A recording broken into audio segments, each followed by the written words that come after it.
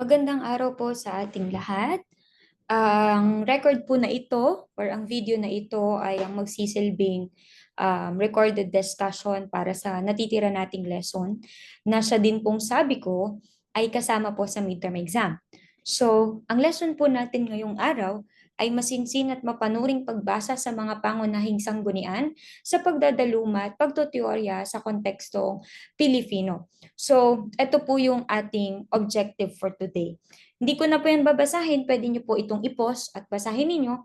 Pero ito po yung mga inaasahan natin na matututunan natin dito kung ano ba yung mga teorya o mga pagsusuri na siyang nakaambag sa pagpapaliwanag, pagpapalawak at pagpapahalaga sa mismong wika natin. So dito, meron tayong tatalakayin na isang linguist, si Noam Chomsky, at ganun din yung isa pang linguist pero special siya for Filipino na si Cecilio M. Lopez. So aalamin natin dito ano-ano ba ang mga teorya ng pag-aaral sa wika natin. Okay? So paggagaanin na lang natin ang ating discussion para lahat tayo ay makakasunod. At kung sakali man po na kayo ay magkaroon ng katanungan, ay maaari kayong mag-send ng mensahe sa ating GC para masagot po natin ang mga tanong. Okay? Sige. So, bago natin puntahan yung mga teorya, i-build up muna natin. Okay po? So, sabi dito, ayon kay Brown of 2003, na siya ring galing po sa atong kapahayagan to ay galing din sa kontrobersyal na nobela na Da Vinci Code. So, familiar naman siguro kayo dyan. Okay po? So, basahin nyo na lang yan, pero ang papaliwanag ko na lang ng mas magaan. So, according po dito sa statement na to, ang pinapalabas lang po niyan ay sa isang history, palagi po ang bida ay yung mga nanako. Dahil pinapakita, for example, sa Pilipinas, lagi tayong nasasakop. So mostly, or ang mas kilalang nakasakop sa atin ay ang mga Kastila. So for almost 400 years, tayo ay nasakop. Pero sa lahat ng mga libro na mababasa ninyo, palaging bida ang mga Kastila. Sila ang magaling, sila ang malakas, sila ang maimpluwensya. Bakit? Kasi po, history is always written by the winners. Lagi ang mga Pilipino ang napapalabas na mahina dahil tayo yung nakubkob o nasakop. So, yun po yung mga bagay o yun yung root ng pag-uusapan natin ngayon. So karaniwan ang lumalabas na bida ay ang mga mananakop at doon sa uh, pinapakita nila na sila ay malakas, tinatago yung katotohanan ng mga dahas na pinaranas nila sa mga nasakop nila tulad nating mga Pilipino. Okay? Ano pa? So kahit na ilang taon na tayo, ilang decades na tayo na nakalaya mula sa pangaalipin, mula sa pananakop ng maraming mga nasyon, tayo pa din pala ay ang isipan pa rin pala natin ay nakatanikala. O meron pa rin tayong utak alipin. Bakit? Ma'am, paano niyo po nasabi yan? Kung ikaw ang tatanungin ko, anong pipiliin mo? T-shirt na galing ng USA or ng abroad? O t-shirt na galing ng Baclaran? Sigurado akong sasagutin mo, Ma'am, of course, stateside na. 'Di ba po? So, yung mga simpleng bagay na yon, maging sa pagkain.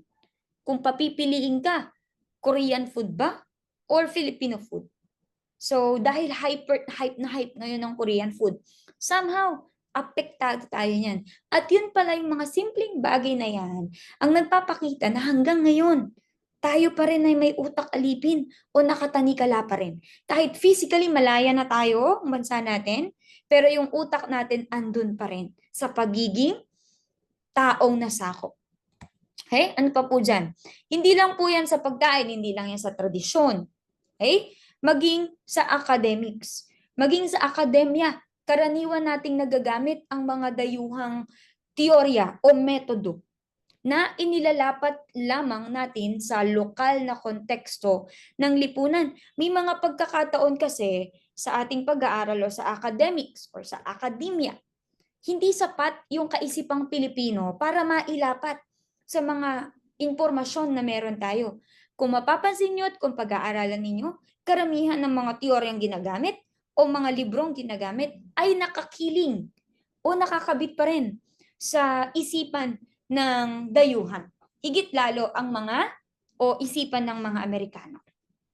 So, ayan, ang wika bilang mahalagang salik ng pagbabagong panlipunan kasi tulad ni Jose Rizal, nung tayo ay nakubkob ng mga Kastila, ano ang ginamit ni Jose Rizal para tayo ay matulungang makalaya sa kamay ng mga Kastila? Hindi ba't ang kanyang mga sulatin? At ang mga sulatin na yon ay ginamitan niya ng wika natin. Tama ba? So, mahalaga ang wika bilang pagpapalaya, bilang sandata para tayo ay mapalaya sa pagiging utak alipin, maging lalo po sa ating pag-aaral. So yan. Lalagpasan na natin to kasi hindi naman siya masyadong importante. Ayan, dito tayo pupunta. Sabi dyan, hindi magiging matagumpay ang paglalaganap ng kaisipang Filipino kung ang mismong wika na ginagamit para ipahayag ito ay unti-unting pinapatay sa akademya. Sigurado ako nakapag-take naman kayo ng Gened 11, hindi ba? So natalakay niyo po ito na ang CHED Memorandum Order number 2 series of 2013 ay nilayon nila na tanggalin ang asignaturang Filipino sa kolehiyo or tersyarya. Bakit daw? Kasi ang wikang Filipino ay paulit-ulit na at hindi na kailangan pag-aralan pagdating sa college. Kasi sa college daw, dapat focus na more on sa English. Kasi after the college life ng isang estudyante, sa field na dadiretso yan. At pinopromote ng ating gobyerno ang globalisasyon. Pero sa kabutihang palad, ito ay hindi na isa pa batas. Okay? Kasi po, kawawa naman tayo. Kasi tayong mga Filipino, baka laon. Tayo pa ang hindi masyadong maalam pagdating sa wika natin. So, kita natin na paano nga naman natin mapaglalaban ng kaisipan nating mga Pilipino kung mismong ang wika natin ay pinapatay sa akademya. So, naniniwala ko marami pa rin sa inyo nagtataka bakit kaya kami, for example, HM ako, or BM ako, or IT ako, bakit ako nag-aaral ng Filipino? Parang alayo naman sa aking ano. Pero isa lang po ang kasagutan dyan. Mahalaga bilang isang mag-aaral na Pilipino na alam mo kung ano ang wika na meron ka. Okay? So, pag-aralan natin ang dalumat sa wika. Ngayon ang tanong, sa tingin nyo, meron bang banghay o istruktura ang ating wika? Big sabihin po, parang grammar, yung tamang pagkakasunod-sunod ng mga salita sa isang pangungusap o sa isang talata. Meron ba tayong ganito? Meron bang order ang wika natin? Sige, sagutin niyo po. Kung meron, bakit hindi natin nagagamit ng diretso at puro ang wika natin? Sa tingin mo? Pangalawang tanong, karapat dapat pa bang gamitin ang wikang Filipino sa panahon ngayon?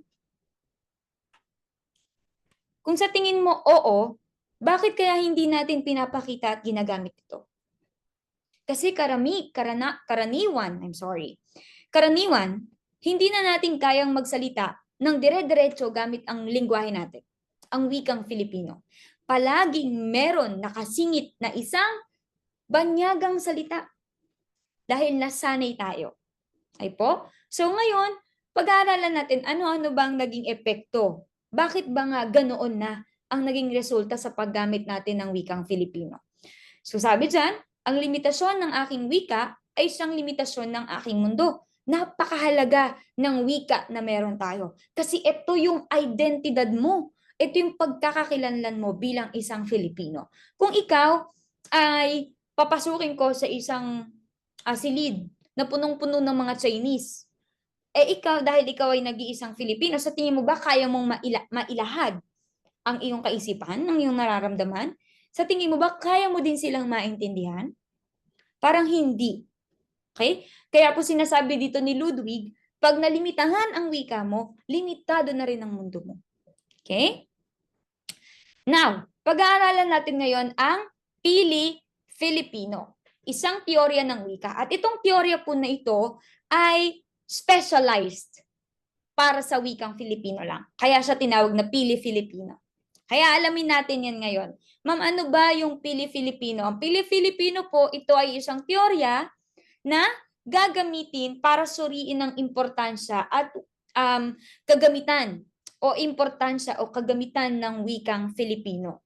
So ito po ay isang panimulang pagtatangka sa pagtuteorya sa wika at analysis, ibig sabihin pag-aaral, paghimay-himay pagdating ng wikang Filipino na may sandamakmak na variety. Aalamin natin kung ano yung sandamakmak na variety na yan. Okay? At sa Pili-Filipino din, ito yung teorya na magpapakita sa iyo ng kalagayan mo bilang isang Pilipino. Kritikal na strategiya to para maipakita yung mga taong tunay na may kaalaman at may kasanayan pagdating o pundasyon pagdating sa wikang Filipino. Okay? Ma'am, ano ba meron tayo dyan? Siyempre, unahin muna natin yung pinaghanguan ng Pili-Filipino. So si Noam Chomsky po ay isang English linguist. Sure naman ako na somehow narinig niyo na ang kanyang pangalan. So siya po, pag sinabi nating linguist, nag-aaral sila patungkol sa wika. Pero si Noam Chomsky ay specifically lang siya sa English. So ayon sa kanya, may dalawang bahagdan or level daw ang wika, generally speaking. Yun daw po ay ang surface structure, sa Tagalog ay paimbabaw. So yung isa naman ay deep structure, sa Tagalog naman ay ubod o kaibuturan ng wika. Ngayon, ang kaibahan nilang dalawa, ang deep structure, this is what you wish to express. Ibig sabihin, ito yung gusto mong sabihin. Originally, ito yung ibig mong sabihin sa sinabi mo. That is the deep structure.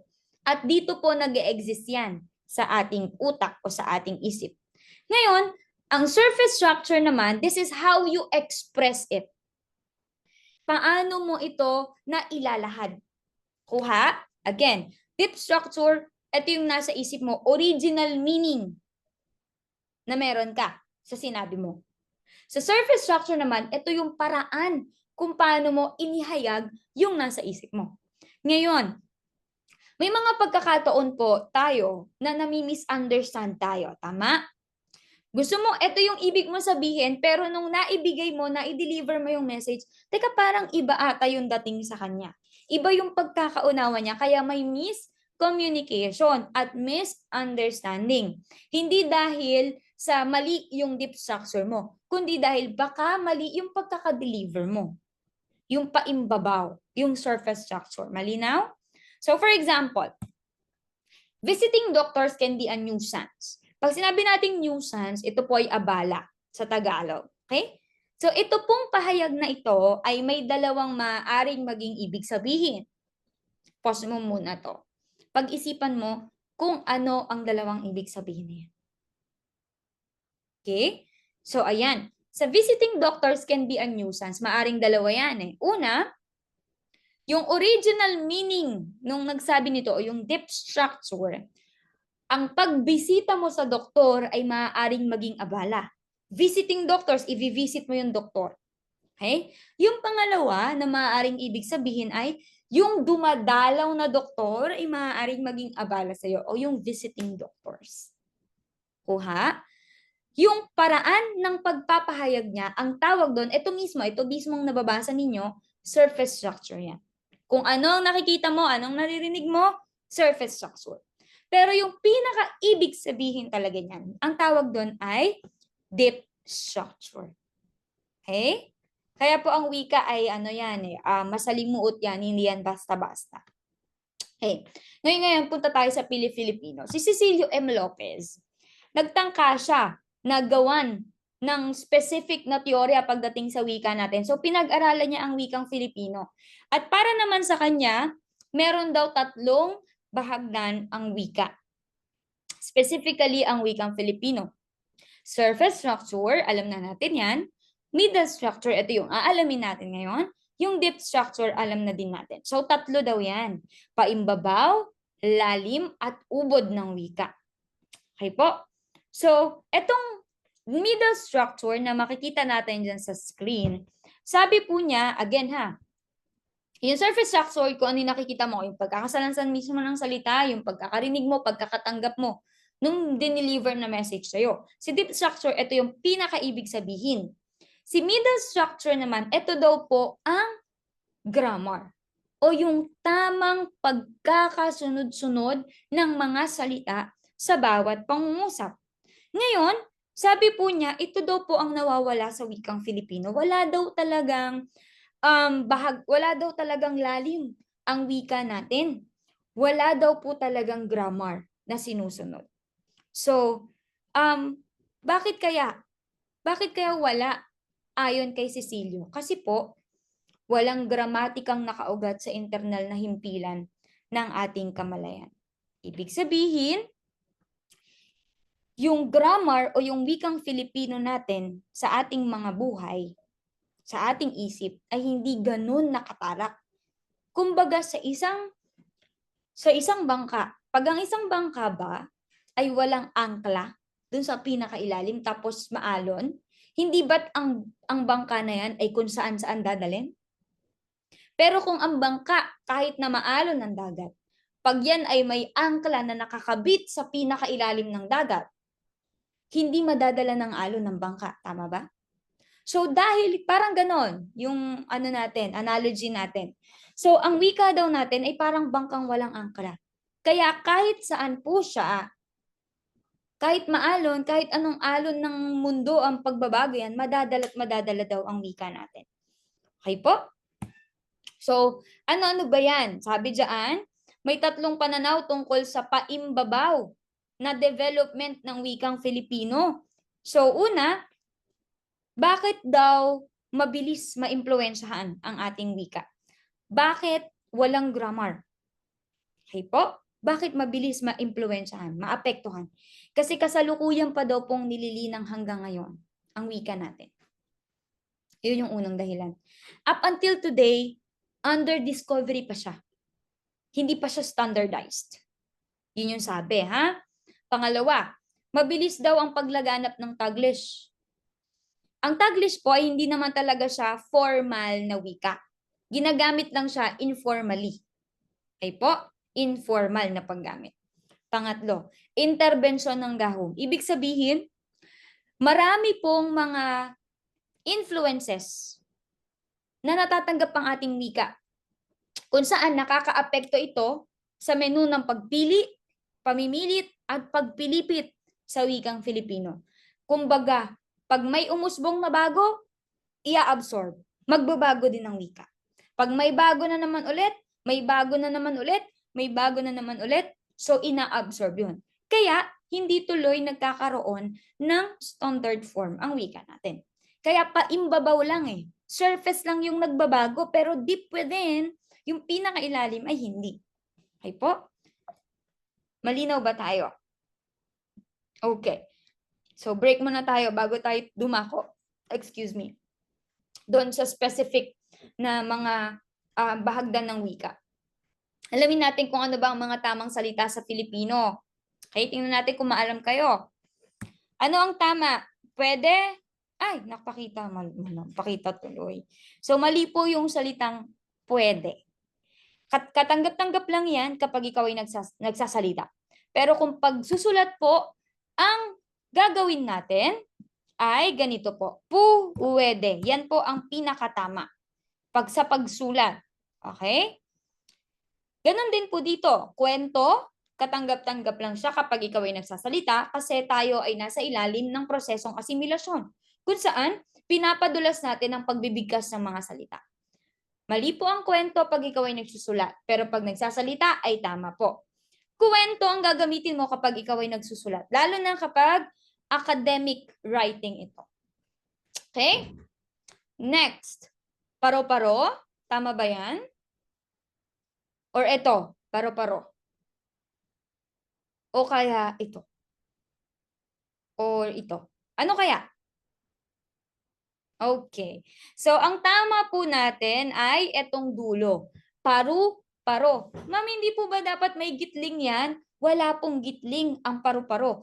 Ginigitlingan lamang po natin ang mga salita kung ito ay mga inuulit na salita. Pero ang paru-paro po ay isang buong salita yan. Hindi mo mabibigyan kung yan ay inuulit, paru. Yung pinaka-root word. Meron bang ibig sabihin ng paru? Wala po. Hindi po siya root word o salitang ugat. Ang paru-paro po ay isang buong salita kaya hindi po siya nilalagyan ng gitling.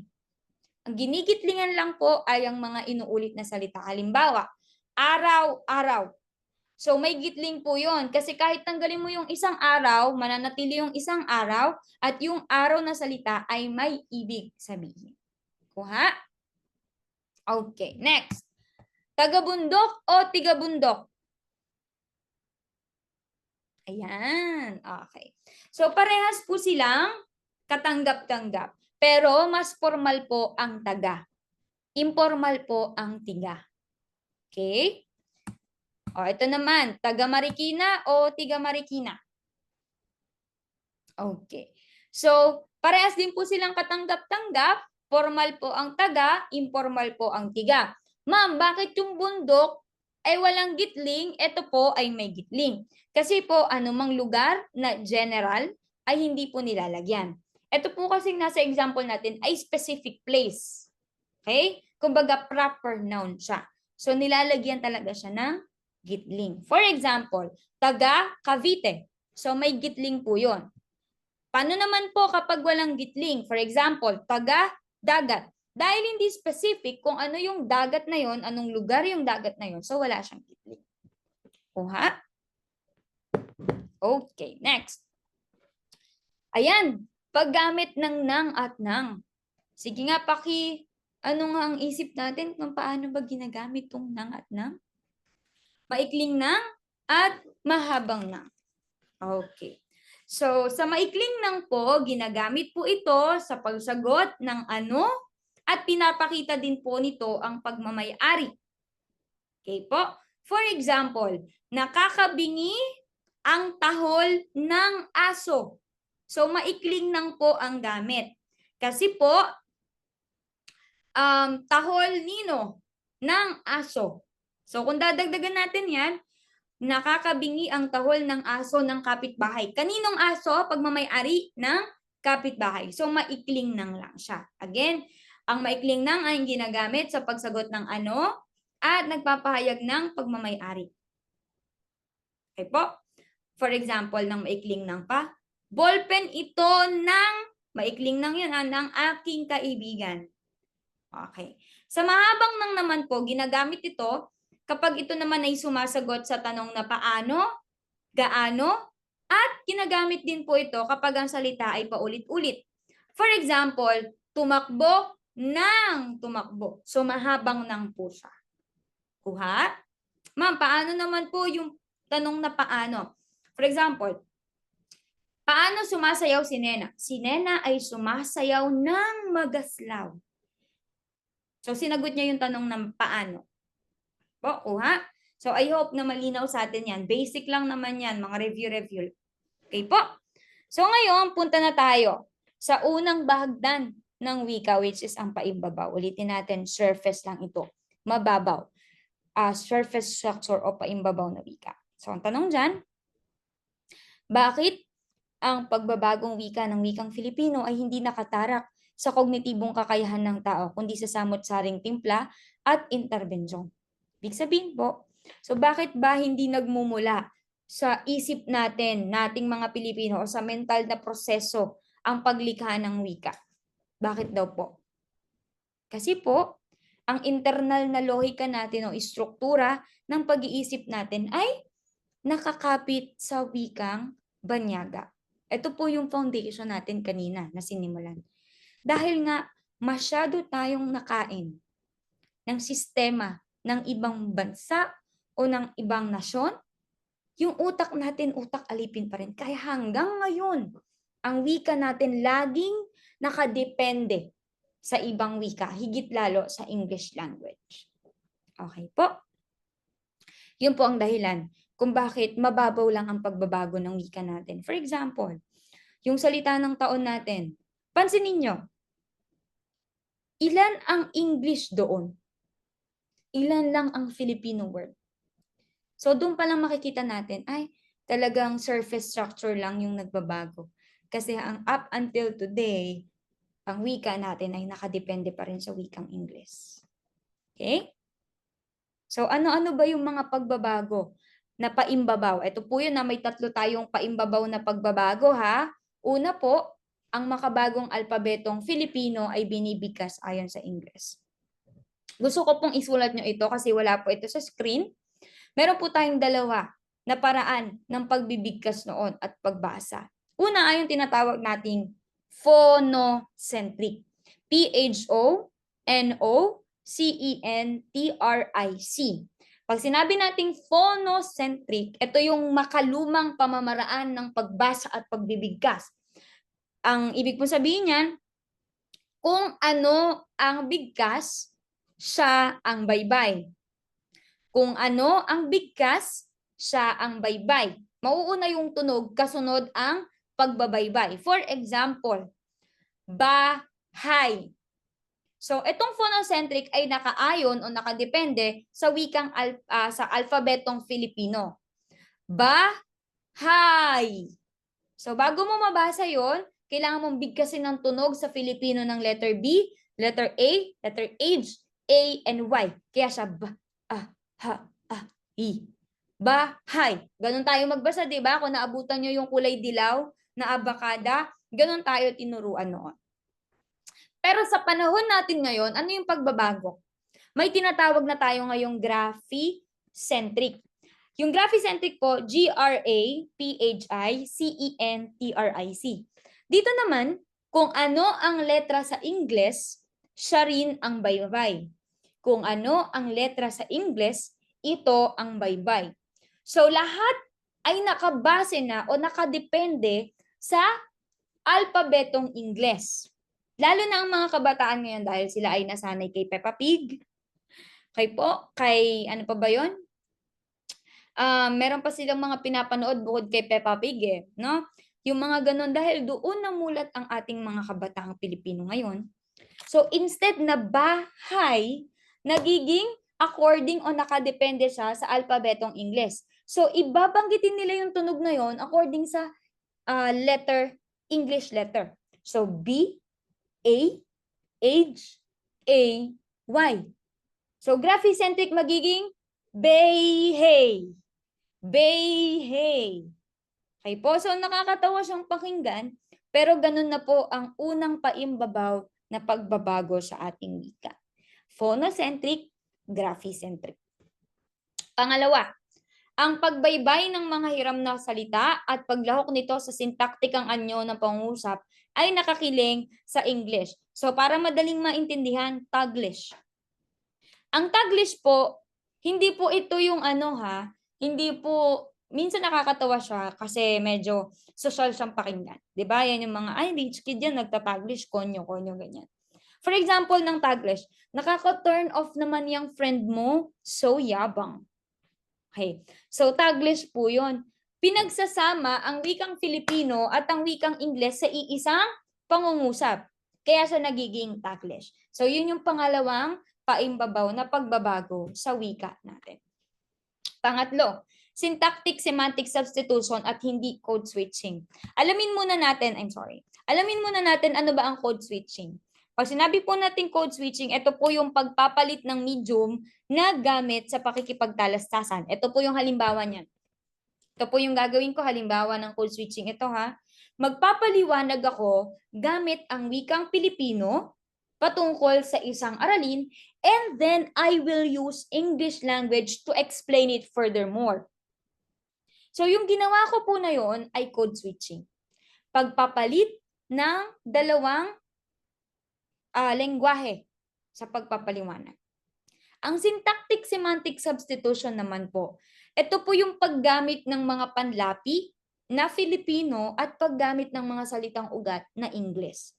For example, mag-photocopy. Yung photocopy, alam nating lahat na English word yan. Okay po? So siya yung nagsisilbing salitang ugat doon sa example natin. Mag-photocopy. Yung mag, alam nating panlapi yan, specifically unlapi. At yung mag na salita ay galing sa wikang Filipino. So salitang Filipino siya. Kuha po. Yun po ang syntactic semantic substitution.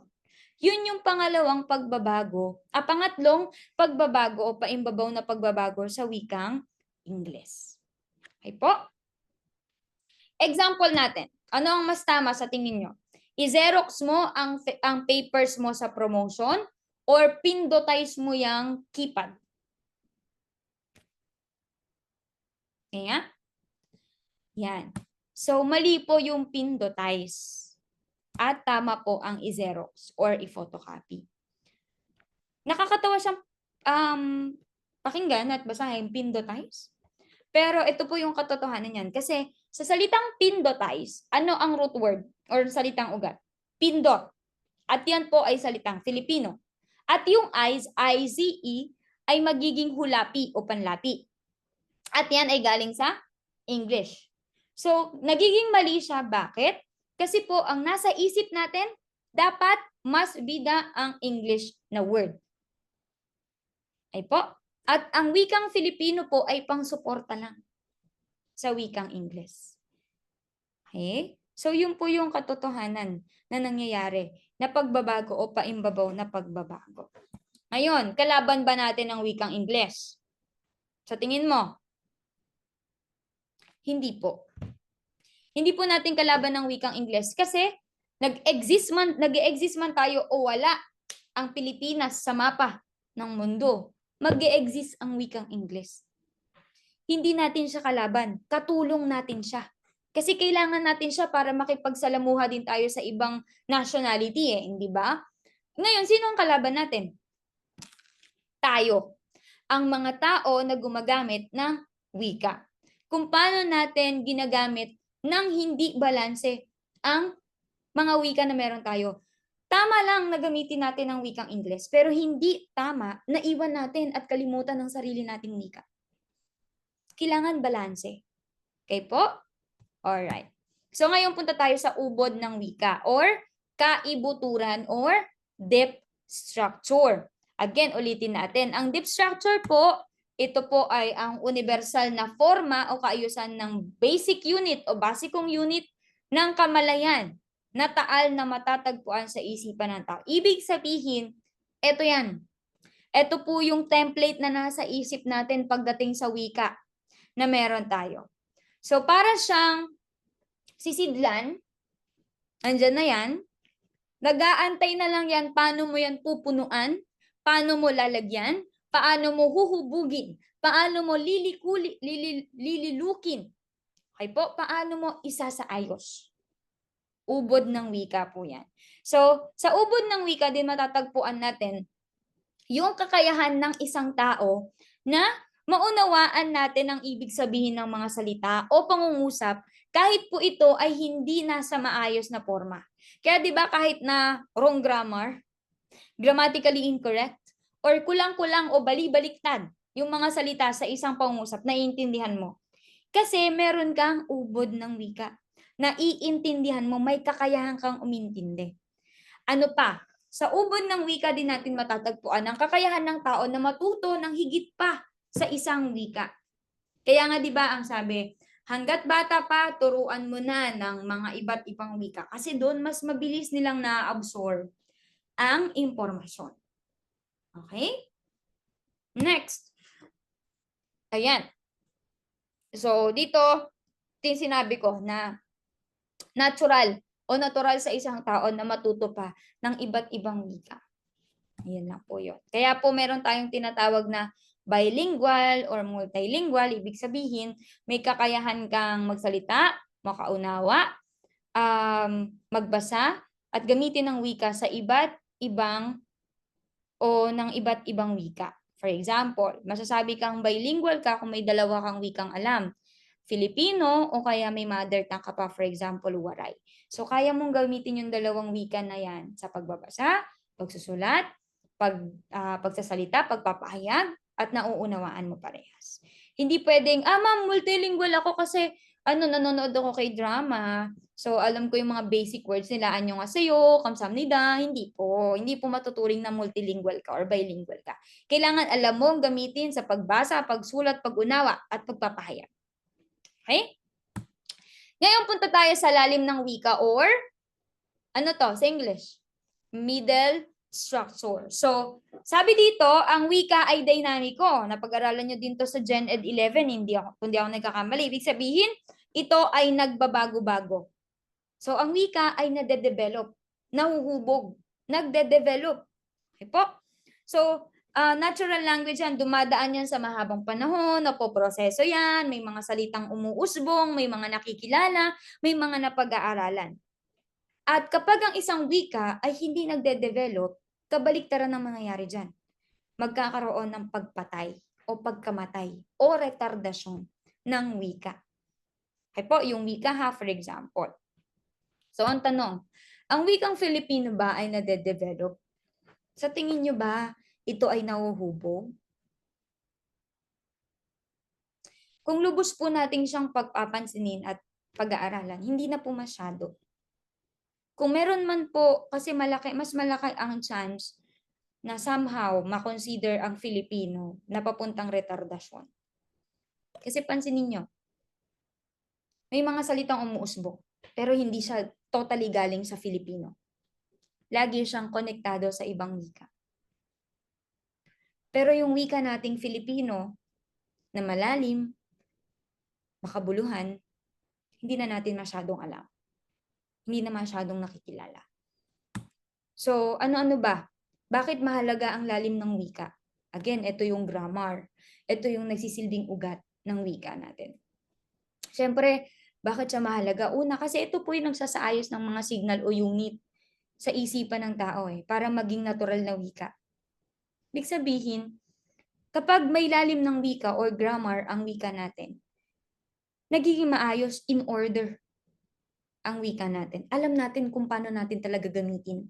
Kaya kahit saan dalhin, kahit bali-baliktarin, kaya nating ayusin. Kaya nating maunawaan. Pangalawa, nagsisilbi itong auditing and editing facility sa isip ng gumagamit ng wika. Alam natin kung ano ang tamang pagkakasalansan. Alam natin kung ano ang mali. For example, sa English, ang English kasi may may lalim ng wika, may grammar sila Di ba, we have SV agreement, subject-verb agreement. Kaya nga maraming mga Pilipino takot mag-English kasi akala nila at alam nila na wrong grammar, di ba? Yung grammatically incorrect. Kasi alam nila na merong grammar na sinusundan. Tama, may auditing and editing facility. Pero sa Filipino, kahit bali-baliktarin mo yan, okay lang yan. Medyo aayusin lang pag medyo barok-barok pakinggan. So, ganun kahalaga ang wika, ang lalim ng wika. Kasi na-audit at na-edit. Alam kung paano at tamang gamitin. Pangalawa, ito ang precursor. Pag sinabi nating precursor, sa isang computer, di ba meron tayong mouse? Yan. Di ba kapag ikaw ay nagko-computer, napupunta yung may arrow doon, di ba? At yung arrow, ang silbi niyan para i-pinpoint sa'yo kung saan ka pupunta. At ikaw yung may control niyan. So, ganun din daw po ang lalim ng grammar. Alam mo, o magagabayan tayo niyan kung saan papunta ang wika natin. Hindi siya basta-bastang maapektuhan ng kahit na anong impluensya. Pag meron tayong lalim ng wika. Pang-apat, nagiging transitional at transgenerational. Ibig sabihin, kapag ang isang wika ay may grammar o may standard o may forma, na ipapasa ito sa ibang lahi. Hindi ito nakabase lang sa kung ano ang uso at kung ano ang pinapauso. Bonus na lang pag may uso o may mga pinapausong salita. Bonus na lang yon. Pero kapag po tayo, for example, di ba nagtanong ako sa inyo nung unang araw natin, sulat nyo nga yung mga malalalim na salitang alam nyo. So doon natin nakita na kulang sa wikang Filipino ang lalim ng wika. Kasi hindi na ipapasa sa mga susunod na henerasyon ang mga salitang ginagamit noon. Bihirang-bihira na. Panglima, huli po. Intralinguistic facility ito para sa transformasyon ng wika ayon sa pagbalanse ng internal na lohika ng kanyang wika at ng praktika o gamit ng wika bunsod sa pagbabago sa lipunan at iba pang external na factor. Sa madaling salita, balikan natin yung analogy natin kanina. Kung ang wikang Filipino ay may angkla, hindi ito basta-bastang madadala ng alon ng pagbabago ng wika. Hindi ito basta-bastang maaapektuhan ng o impluensya ng mga bagong usbong na English word na ina-adapt natin sa Pilipinas. Pero dahil nga kulang ang Filipino sa lalim ng wika, madali tayong maapektuhan. Madali natin na-adapt. At hindi natin na-maintain kung ano ang para sa atin. So, ganun po kahalaga ang lalim ng wika natin. Okay? Sabi nga po dyan na Emerita Esquito, hanggang ngayon, tayo ay nasasadlak sa kabulukan ng Taglish. Siya mismo nagsabi nito ha. Ang maikling kasaysayang ito ng wika sa ating bansa ay nagpapahiwatig ng dalawang bagay. Una, pagkatapos ng 88 taon, hindi pa rin maaaring sabihin na ang Pilipino ay natuto na ang Pilipino ay natuto na ng wikang Ingles. Ikalawa, lumalaganap ang isang bulok na wika, ang Taglish, na hindi Ingles at hindi Filipino. So, tinawag ni Emerita Quito ang Taglish na bulok na sistema o bulok na wika. Tama naman eh. Kasi hindi mo ma-identify kung fluent ka ba sa English o maalam ka talaga sa Filipino. Kaya ka nagtataglish na lang para safe, kumbaga. Okay? So, wag po nawa natin kalimutan ang sinabi sa atin ng ating pambansang bayani na si Dr. Jose Rizal. Ang taong hindi marunong magmahal sa sariling wika ay higit pa sa hayop at sa malansang isda. Kaya mahalaga po na ating pinapahalagahan at nababalanse ang paggamit ng wikang Filipino. Yun lamang po at maraming salamat. Itong next lesson, kasi kadikit ito nun eh. Kung meron tayong Filipino, meron din tayong iba't ibang wikang ginamit sa pagsusuri ng wikang Filipino pa na nakaayon o nakabatay sa banyagang kaisipan o English. So, ang gagawin ko, dahil quiz B type ito, isushow ko siya dito, sagutan ninyo sa inyong notebook para checkan natin yan sa susunod nating pagkikita. Okay po? So, somehow, as we go along, ay didiscuss ko ng konti. Pero kahit naman di ko i-discuss, makukuha naman natin to dahil sa common sense na lang. Okay po? So sa next video ko na po ito gagawin. And God bless you everyone. Kung may katanungan man po, ay maaaring mag-chat. Yun lamang. God bless you.